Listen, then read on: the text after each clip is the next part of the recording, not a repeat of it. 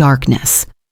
Not the kind you choose, the kind that chooses you, and then her palm, warm, steady, pressing flat against his chest like she's reading something written in his pulse. He doesn't pull away. He can't.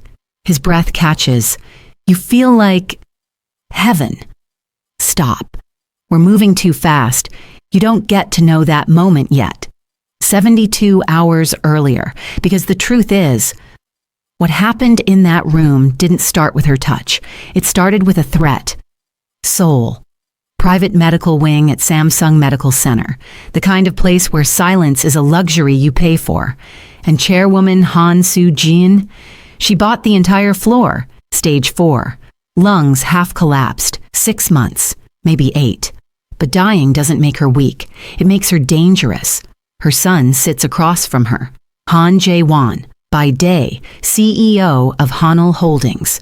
32, self-made, ruthless, by blood, enforcer for the White Tiger Council, the kind of man who doesn't need bodyguards, because he's the thing people run from. Morning light cuts through the windows. The oxygen tube hisses quietly under her nose. Her skin is gray, but her eyes, still sharp enough to cut. She speaks, "Jaewana, marry Amara Ndlovu." He heard her, but his brain is still processing, because his mother doesn't do jokes. She does executions. She leans forward slightly. You have 48 hours. If you refuse, the board votes you out. The family trust dissolves, and the White Tiger Council nominates a replacement. She pauses. You'll lose both thrones. His jaw tightens, but he stays silent. Losing Hanul Holdings? That's $14 billion, 5,000 employees, a legacy built on steel and silence. But losing the White Tiger seat? That's worse. That's exile. Here's what you need to understand about Han Jae. He doesn't do unpredictable. Every handshake is measured. Every conversation is 3 moves ahead. Every room he enters, he's already mapped the exits. And touch? Touch is a trigger. Because when you grow up in a house where affection was a weapon, you learn to live without it. He finally speaks. His voice is cold, controlled. Why her? His mother's expression softens, just slightly, a crack in the armor. Because I owe her father my life. Johannesburg, 1998. A name most people don't remember. Amara Ndlovu. An assassination attempt, a rooftop in Sandton, 3 shooters. She pauses. Her voice drops. Amara Ndlovu stepped in front of me, took a bullet meant for my skull. Jaewon's face stays stone, but he's listening now. I owe him more than money, Jaewon. I owe him lineage, a life debt. In her world, in their world, that's not symbolic. It's binding. You don't repay it with cash. You repay it with blood. 48 hours. Jaewon pulls out his tablet, swipes once. The file opens. 1 name, 1 photo. Amara Ndlovu, 26, Johannesburg born, Cape Town raised, skin like midnight bronze, eyes that don't beg, don't soften, the kind that have already seen too much to pretend, a jaw set like, she's made a decision you'll never change, and a mouth that doesn't smile for cameras. Her file says domestic worker, but something in her posture says she's survived worse than servitude. Something in those eyes says she's already buried secrets. Jaewon stares at the photo for 11 seconds, and for the first time in years, he feels something he thought he'd killed. Curiosity. In 48 hours, she'll arrive. In 72 hours, he'll gasp her name in the dark. What happens when a man who's never lost control meets the one woman who doesn't ask for it? Keep watching, because what comes next is the kind of collision that rewrites everything. Before we begin, besties, please don't forget to like and subscribe. This is your only way of supporting us, as we also promise to bring you interesting and hooking stories every single day. Also, tell me in the comment section where you are watching from and what time it is there. I want to know how far my story of love has traveled. 48 hours. That's all the time Jae-won had to decide if he'd marry a stranger. But here's what he didn't account for. That stranger? She wasn't planning to need him. Incheon Airport, Terminal 2. Amara Ndlovu steps into the glass and neon chaos of South Korea for the first time. 23 years old, work visa, scholarship paperwork stuffed into a plastic folder that's seen better days. She's wearing black jeans, a plain white shirt, and sneakers that are clean but worn at the heels. Her suitcase is held together with cable ties. Not because she's careless, because she's practical. No makeup, no performance. Just a woman who knows how to survive. The airport crowds part around her like water around stone. She doesn't look lost. She doesn't look excited. She looks like someone who's done harder things than this. 2 hours later, she's standing in Jae-won's penthouse in Gangnam. Floor-to-ceiling windows, marble counters, the kind of space that echoes when you breathe. His assistant, a rail-thin woman in her 40s with a tablet and zero warmth, runs through the terms. Live-in maid, private quarters, discretion required. Amara listens, nods once, then she speaks. Where do I send my university enrollment forms? The assistant blinks, wasn't expecting that. Do I get a locked door? The assistant glances toward the hallway. Uncomfortable now, Amara's third question lands like a blade. Is the contract reviewed by Labor Council, or do I need my own? Silence. From the doorway, Jae-won watches. He'd been ready for tears, or desperation, or the kind of wide-eyed gratitude that makes people easy to control. But this woman isn't performing vulnerability. She's requiring respect, and his entire script, seduce, control, discard, just short-circuited. An hour later, Amara sits across from him at the dining table. The assistant is gone. It's just the two of them now. He slides the contract toward her. Standard live-in terms, room and board, salary, confidentiality clause. She pulls a pen from her bag, but she doesn't sign. She writes, in the margins. Between clauses, clean, blocky handwriting, her terms, separate bedrooms, non-negotiable. Exit clause for any breach of dignity. Educational funding guaranteed in writing, not verbal promise. Consent first policy for any personal interaction. She slides it back to him. If you can't agree to these, I'll work somewhere else. Jae-won stares at the amended contract. No one has ever done this to him. Not a business partner, not a rival, not anyone. He picks up his pen and signs. The maid has a spine. The king has no leverage. Then he says it. There's a second contract. Amara's eyes lift, steady, unblinking. My mother arranged a marriage clause in the debt settlement. It's binding if you agree. Legally registered, publicly invisible. She doesn't gasp, doesn't flinch. Just one question. What do I gain? Jae-won leans back. His voice is clinical, detached. Your father's hospital debt, erased. Your mother's home in Soweto, purchased outright. Your degree, guaranteed, fully funded. Your safety in this country, assured. He pauses. You'll have access to resources most people never touch. Protection most people never get. Amara doesn't speak for a long moment. Then she stands. I need 24 hours to think. She walks to her room, no hesitation. No looking back. Jae-won watches her go, and for the second time in 2 days, he feels something unfamiliar, uncertainty. That night, in her small maid's room, Amara sits on the edge of the bed. The room is clean, minimal. A single window overlooking the city. She pulls out her phone, one unread message, voice note from her mother. She presses play. Her mother's voice is soft, tired, but warm in a way that only mothers are.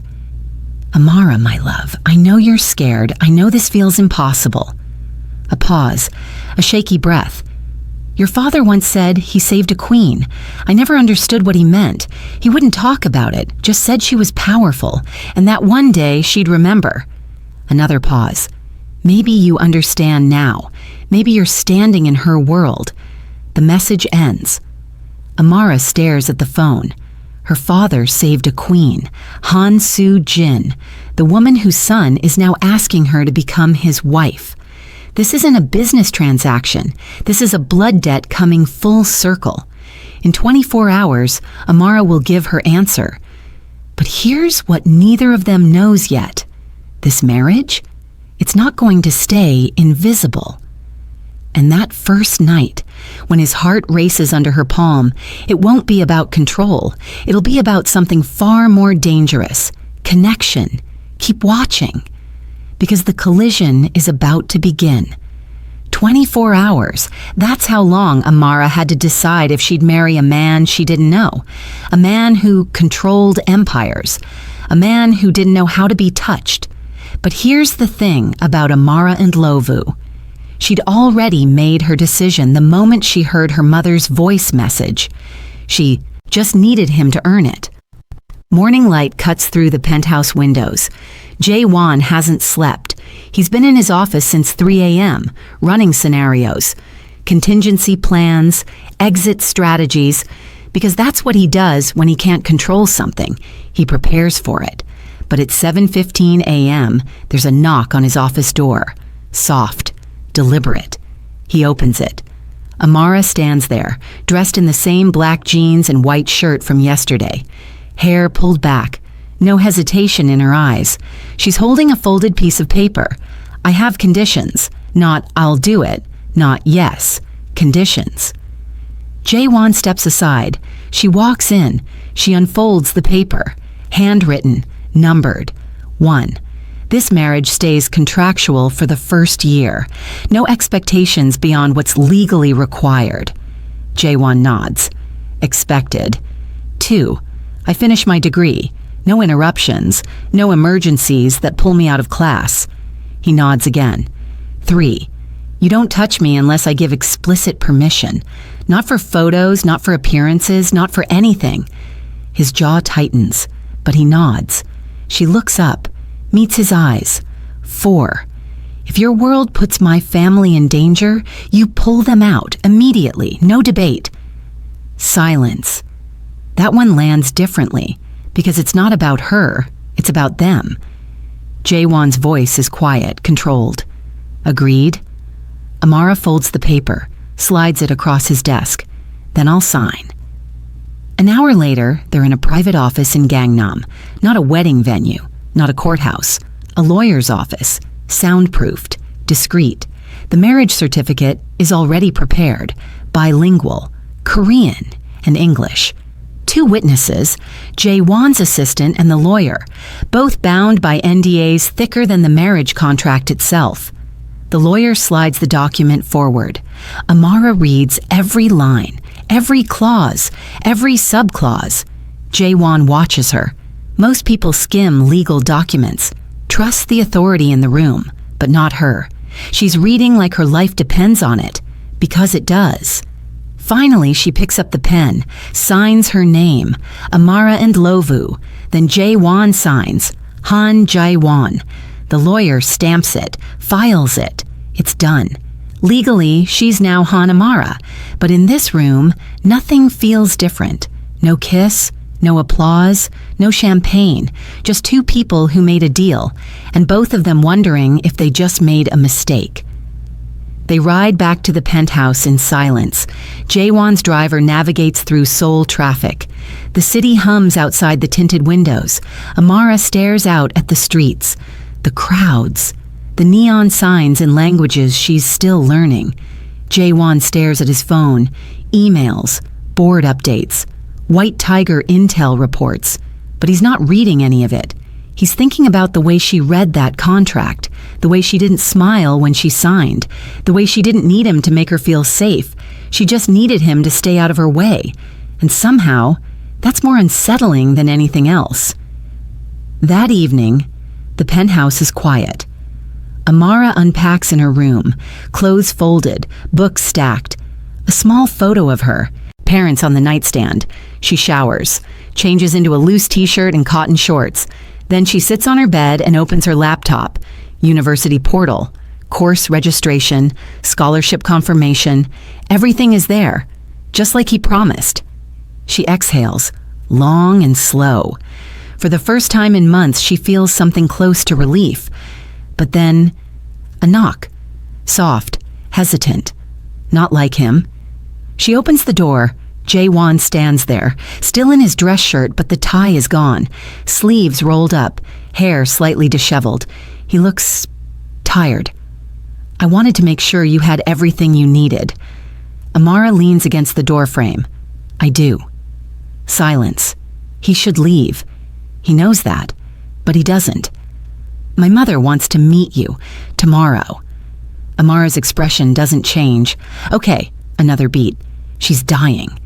Now Amara's eyes soften, just slightly. I know. Jae-won nods, turns to leave, but then Amara speaks. Jae-won. He stops, looks back. Thank you for keeping your word. It's the first time she's said his name, and the first time anyone has thanked him for something that wasn't transactional. He doesn't know what to say, so he just nods and walks away. 2 hours later, Amara is asleep, but Jae-won isn't. He's in his room staring at the ceiling when he hears it. A sound, muffled, distant, crying. He sits up. It's coming from her room. He moves down the hallway, stops outside her door. The crying is soft, broken, the kind that comes from somewhere deep.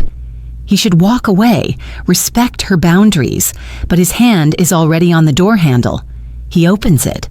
Amara is asleep, but her face is twisted, tears streaking down her cheeks. She's dreaming. No, she's trapped in a dream. Her hands clutch the sheets. Her breathing is shallow, panicked. Jae-won steps closer. Amara. She doesn't wake. Amara. Still nothing. He kneels beside the bed. His hand hovers over her shoulder. He remembers her rule. No touch without permission. But she's hurting. He makes a choice. His hand settles gently on her shoulder. Amara, wake up. Her eyes snap open, wild, disoriented. She sees him, gasps, pulls back. It's okay. You were dreaming. She's breathing hard, staring at him like she's still half in the nightmare. Then she realizes he's in her room. You were crying. I heard you from the hallway. Amara wipes her face, embarrassed, angry. I'm fine. You're not. She glares at him. I said I'm fine. Jae-won stands, steps back.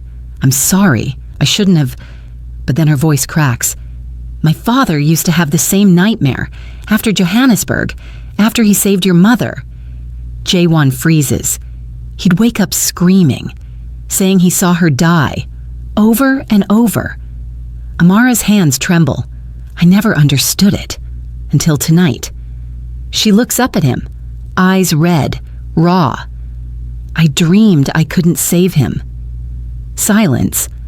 Jae-won doesn't move, doesn't speak, because for the first time in his life, he doesn't know what to say. Amara pulls her knees to her chest, wraps her arms around them. You can go. But Jae-won doesn't. He sits, on the floor, back against the wall. I'll stay until you fall asleep. Amara stares at him. Why? He doesn't have an answer, or maybe he does, but he's not ready to say it. Because you shouldn't be alone right now. She doesn't argue, just lies back down, pulls the blanket up, and closes her eyes. Jae-won stays, silent, still, watching her breathing slow, watching her face relax, and somewhere in that quiet, something shifts. This is how it starts. Not with a kiss, not with a confession, but with a man who doesn't know how to care, learning to stay, and a woman who doesn't know how to trust, letting him. Tomorrow, they'll meet his dying mother, and the truth about 1998 will finally come to light. But tonight, they're just two broken people, sitting in the dark, trying not to drown. The next morning, Amara wakes up alone, but the pillow on the floor by the wall is still indented. He stayed all night. She doesn't know what to do with that, so she does what she always does. She gets ready, puts on armor, and prepares to meet the woman who started all of this, the queen her father saved. They don't talk in the car. Jaewon sits with his phone, emails, reports, the usual, but his eyes keep drifting to her. Amara stares out the window, hands folded in her lap, calm on the surface, but her thumb is rubbing circles into her palm, a nervous habit. He notices. The driver pulls up to Samsung Medical Center, private entrance. No press, no crowds, just silence and sterile white walls. They step out. Jaewon walks ahead, then stops, looks back. She's not what you expect. Amara meets his eyes. Neither am I. He almost smiles. Almost. The room is filled with soft light. Machines beep quietly in the corner. Oxygen hisses through a thin tube. And there she is, chairwoman Han Soo-jin, propped up in bed, gray-skinned, hollow-cheeked. But her eyes? Still sharp as glass. She sees Amara, and for a long moment she just stares. Then she speaks. Her voice is weak but steady. "You have his eyes." Amara's breath catches. "You knew my father." Soo-jin nods slowly. "I owed him my life." She gestures weakly toward a chair beside the bed. "Sit, please." Amara sits. Jaewon stands by the door, watching. Soo-jin's gaze doesn't leave Amara's face. "Musa and Ndlovu, Johannesburg, 1998. She pauses, breathes through the oxygen. "I was there for a deal, arms, diamonds, the kind of business that makes enemies." Amara listens, silent. 3 men, rooftop, Santon City, they had rifles. Soo-jin's hand trembles slightly. "Your father was working security for the venue. He wasn't supposed to be on that rooftop, but he saw them, saw the setup." Her voice cracks. "He stepped in front of me, took the bullet meant for my skull." Amara's throat tightens. "He never told us." He wouldn't. Men like him don't brag about saving lives. They just do it. Soo-jin reaches out. Her hand is cold, bony. Amara takes it. "I sent money. Every year for his medical bills, for your schooling. But money isn't a life debt." She squeezes Amara's hand. "So I asked for you." Amara's voice is quiet, controlled. "You asked for me, or you bought me." Soo-jin doesn't flinch. "Both." Silence. Jaewon shifts by the door, uncomfortable now. Amara pulls her hand back. "So this marriage, this contract, it was never about him needing a wife. No. It was about you paying a debt you couldn't carry to the grave." Soo-jin nods. "Yes." Amara stands. Her voice is steady, but there's fire underneath. "My father saved you because he was a good man, not because he wanted his daughter sold into a dynasty." Soo-jin's eyes glisten. "I know." "Then why did you do it?" The room goes silent. Soo-jin looks at her son, then back at Amara. "Because he's broken, and I'm dying, and I couldn't leave him alone in a world that will eat him alive." Amara freezes. "You didn't arrange this marriage to pay a debt." Soo-jin shakes her head. "I arranged it because you're the only person I've ever met who might be strong enough to survive him." She looks at Jaewon, "and the only person who might teach him how to be human again." Jaewon's face is stone, but his hands are clenched. "Mother, don't." Soo-jin's voice is sharp, final. "You've spent your whole life building walls. I'm giving you a door." She looks back at Amara. "The question is, will either of you walk through it?" Amara doesn't answer. She just turns, walks out of the room. Jaewon follows. The hallway is empty. Fluorescent lights hum overhead. "Amara!" She spins around. "Did you know?" "Know what?" "That she wasn't just paying a debt, that she was trying to fix you." Jaewon's jaw tightens. "I'm not broken." Amara steps closer. Her voice drops. "Yes, you are." He doesn't move, and so am I. That stops him. She exhales, long and slow. "But I didn't sign up to be your therapist or your savior." "Then what did you sign up for?" Amara looks him dead in the eye. "Survival." She turns, walks toward the elevator. Jaewon stands there, frozen. Because for the first time in his life, someone looked at him and didn't see power. They saw damage, and they weren't afraid of it. That night, Amara doesn't come out of her room. Jae-won sits in his office, staring at nothing. His mother's words echo in his head. "You're broken." He's heard it before, from therapists, from rivals, from people who wanted to wound him. But hearing it from her, from the woman who's supposed to be a stranger, that hit different. Because she didn't say it to hurt him. She said it because it was true. And the truth? The truth is the one thing he's been running from his whole life. Tomorrow, the cracks will start to show. And the night he gasps her name in the dark, it's closer than either of them think. 3 days pass. Amara starts her classes. Jae-won buries himself in work. They live in the same penthouse, eat in the same kitchen, sleep 20 feet apart. But they don't talk. Not about his mother. Not about the contract. Not about what she said in that hallway. "You're broken. And so am I." But silence doesn't heal wounds. It just lets them fester. And tonight everything breaks open. Jae-won is in a conference room, 15th floor, Hanul Holdings headquarters, 12 board members, all older, all sharks. They're discussing a merger, billions on the table.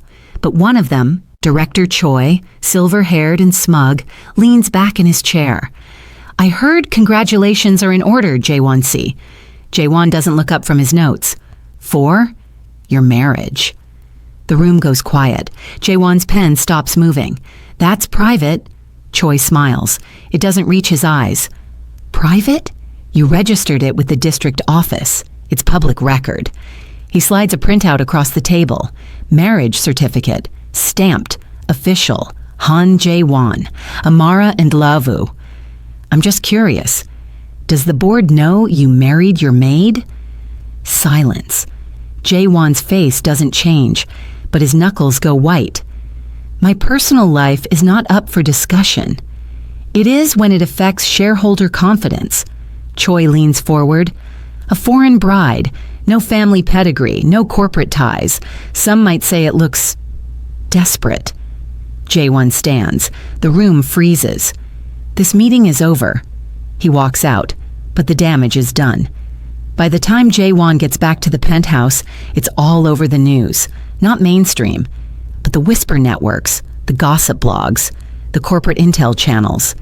Hanul Holdings CEO secretly marries unknown foreign woman. Han Jae-won's mystery bride, maid or mistress. His phone is blowing up. Investors, allies, White Tiger Council members. Everyone wants answers, and he has none. He throws his phone across the room. It shatters against the wall. Amara is in the library on campus when her phone buzzes. A message from a classmate. "Is this you?" A link. She clicks it. Her face fills the screen. The photo from her visa application. Grainy, unflattering. The headline, "From Soweto to Seoul, the maid who married a mogul." Her stomach drops. The article is brutal. It calls her a gold digger, a social climber, a diversity stunt. It mentions her father's debt, her mother's house, her scholarship. It makes her sound like she sold herself. Her hands shake. She closes the laptop, walks out of the library, and goes home. When she walks into the penthouse, Jae-won is standing by the window, tie loose, shirt untucked, hair a mess. He hears her, doesn't turn around. "I'm handling it." Amara drops her bag. "Handling it? They're calling me a prostitute, Jae-won." "I know. Do you? Because from where I'm standing, you're the one who benefits from this. You get your inheritance, your board seat, your empire." She steps closer. "What do I get? My face on a gossip site and my name dragged through the mud." Jae-won finally turns. "I didn't leak it. But you didn't protect me either." Silence. He doesn't have a defense. Because she's right. Amara's voice cracks. "I knew this was transactional. I knew what I signed up for. But I didn't think you'd let them destroy me. I won't."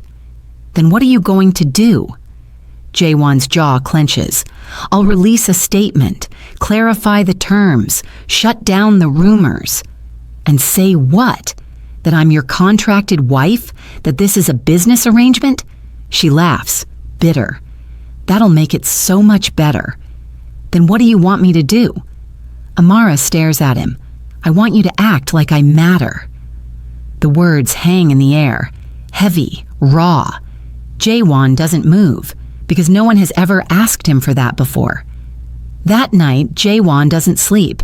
He sits in his office, staring at his computer screen, a blank press release.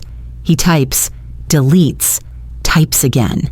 Nothing sounds right, because the truth is, he doesn't know how to make her matter. He doesn't know how to make anyone matter. He's spent his whole life keeping people at arm's length. And now the one person he's legally bound to, she's asking him to let her in. He closes the laptop, walks to her door, knocks. No answer. He opens it. She's asleep, curled on her side, face streaked with dried tears. He steps inside, quiet, sits on the floor, back against the wall, just like before. And he stays. An hour later, Amara wakes. Not from a nightmare this time, just from the weight of the day. She sees him, sitting there, in the dark. You're here again. You were crying. I'm always crying. Jaewon's voice is quiet. I know. Amara sits up, pulls her knees to her chest. Why do you stay? He doesn't answer right away, because he doesn't know. Or maybe he does. But saying it out loud makes it real. Finally, he speaks. Because when I'm here, I don't feel like I'm drowning. Amara stares at him. You're supposed to be the one in control. I know. You're supposed to have all the answers. I know. She exhales. But you don't. No. Silence. Then Amara does something she's never done. She reaches out. Her hand hovers in the space between them. Come here. Jaewon freezes. Amara, I'm giving you permission. He stares at her hand. Then slowly he moves, sits beside her on the bed, not touching, just close. Amara's hand settles over his. You don't have to fix this alone. Jaewon's breath catches, because no one has ever said that to him. Not his mother, not his allies, not anyone. I don't know how to do this. Neither do I. She squeezes his hand, but maybe we figure it out together. And that's when it happens. Not the gasp, not yet, but the shift. The moment when two people stop being strangers and start being something else. Jaewon looks at her, really looks at her, and for the first time in years, he feels something other than control. He feels need. Tomorrow, he'll hold a press conference. He'll stand in front of cameras and reporters and sharks, and he'll do something he's never done before. He'll tell the truth. Not the corporate truth, not the calculated truth, the real one. But tonight they sit, in the dark, hands intertwined. Two broken people, learning how to breathe.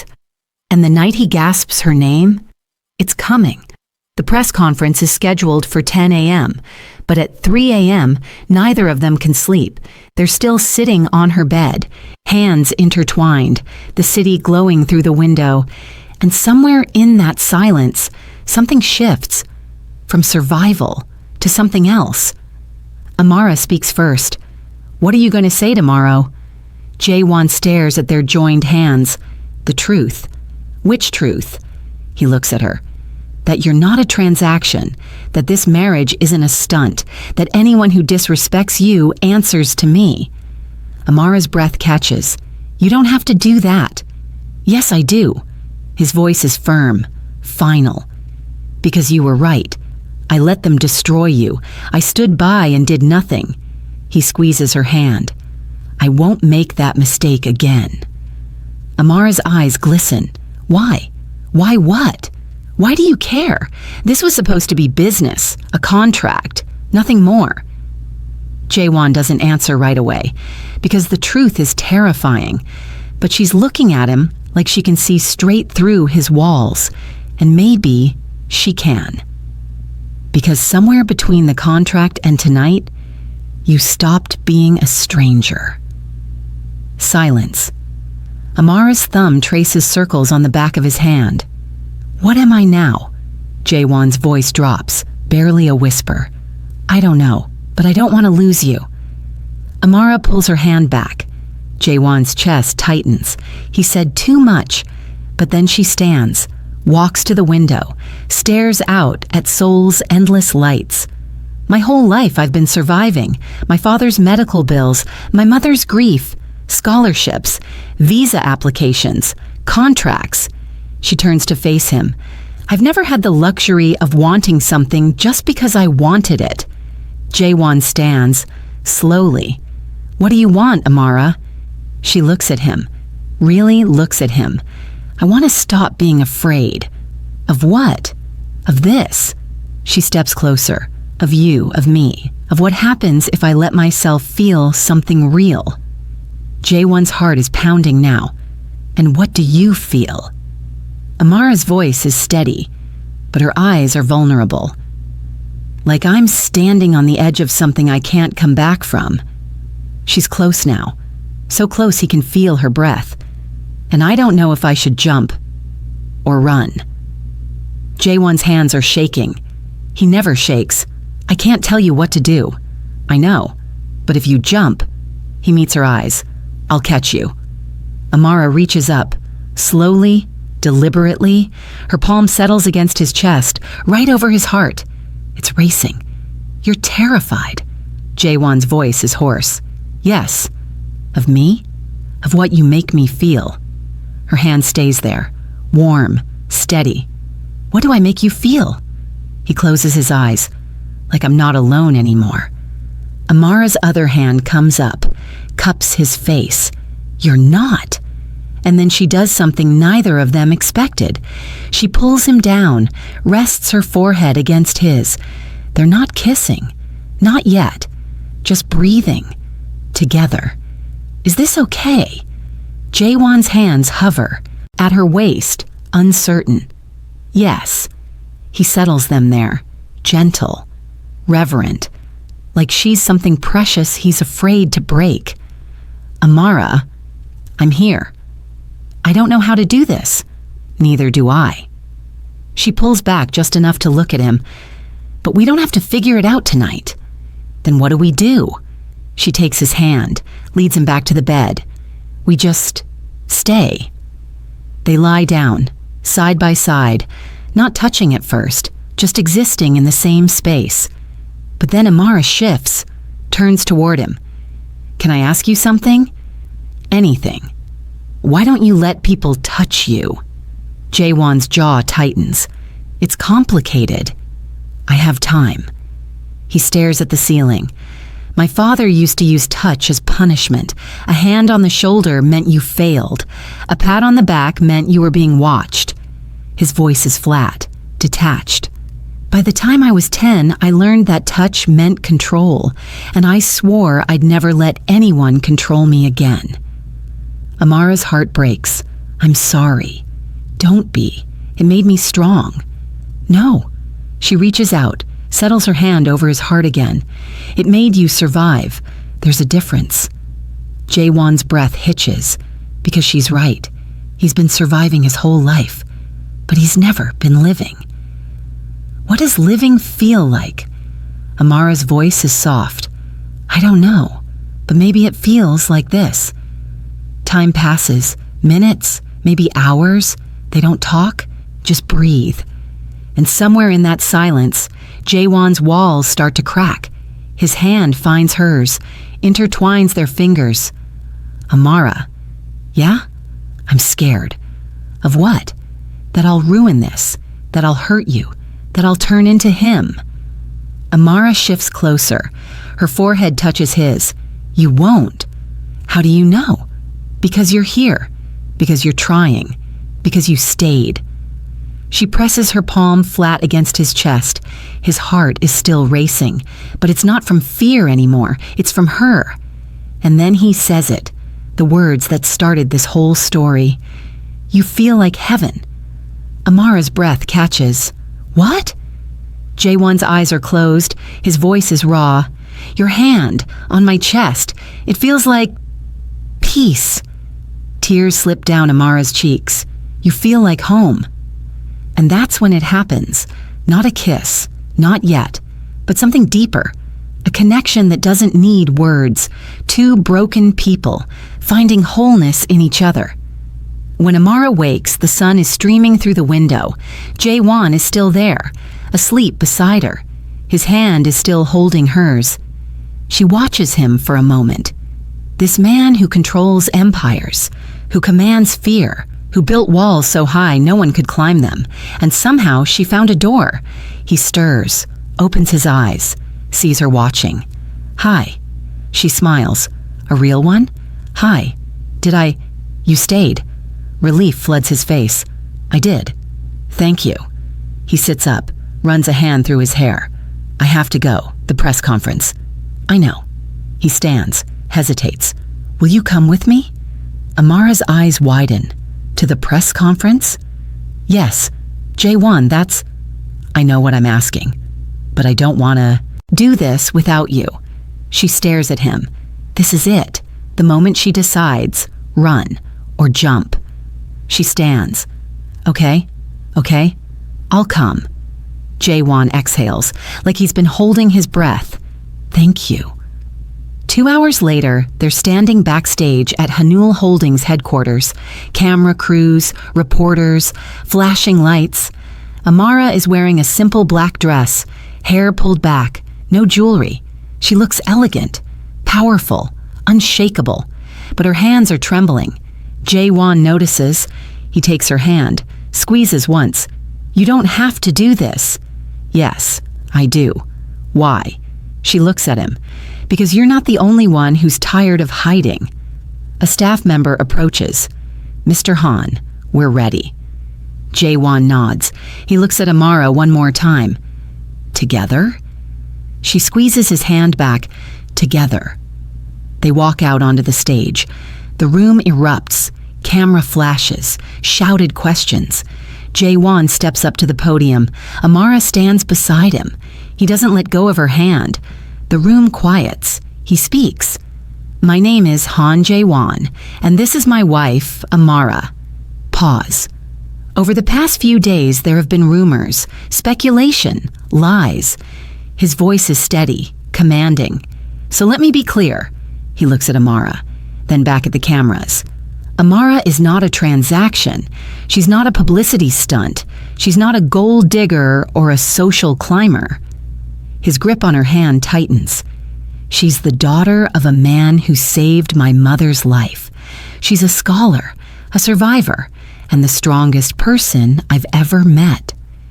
The room is silent, and anyone who disrespects her answers to me. He steps back from the podium. That's all. The room explodes. Questions, shouts, but Jaewon doesn't answer. He just turns, takes Amara's hand, and walks off the stage. Later that night, they're back in the penthouse. The news is everywhere. The statement. The photo of them holding hands. Some outlets are supportive, others are vicious, but for the first time, neither of them care. They're sitting on the couch, side by side. Amara's head rests on his shoulder. What happens now? Jaewon's arm wraps around her. I don't know. Scared? Terrified. She smiles. Me too. He presses a kiss to the top of her head. The first kiss, soft, gentle, real. But we'll figure it out. Together? Together. This is how love starts. Not with fireworks, not with grand gestures, but with two broken people choosing each other every single day. Jaewon and Amara's story is just beginning. And if you want to know what happens next, stay tuned. Because the best part, it's still to come.